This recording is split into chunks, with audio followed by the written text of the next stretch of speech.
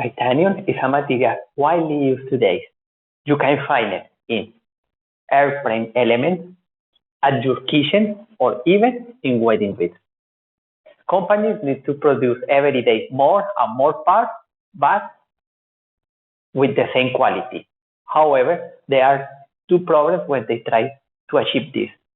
The first one is degradation. As any knife that you use in your kitchen, it loses its sharp and it becomes harder and harder to use with time. The second one is called vibration of resonance. So, have you ever walking on a bridge and feeling that the bridge is moving behind you? And the faster that you walk, the stronger the vibration? Well, similar happen between the tool and the titanium. Going faster, it only makes that they start moving together, dancing, and it becomes hard to cut the material.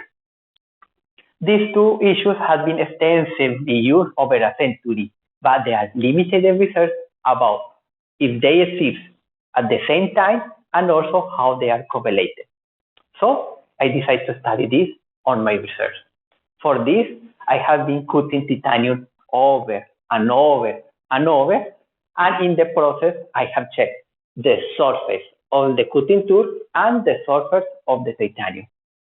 In addition, I have used different sensors and I acquired data through the process, including how it sounds with a microphone. Our findings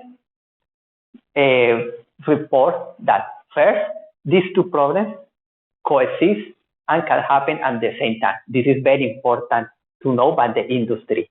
And second, that as the tool degrades, the vibration becomes more frequent but less severe. Why is this important to you? How this affects you? Well, there are many companies and jobs that depend on manufacturing industry. It represents over 3 billion of American dollars every year. But most important, if we know how to cut better and faster, we can reduce prices. In other ways, in the future, your air tickets and your wedding rings will become cheaper. So start preparing your honeymoon to Bali.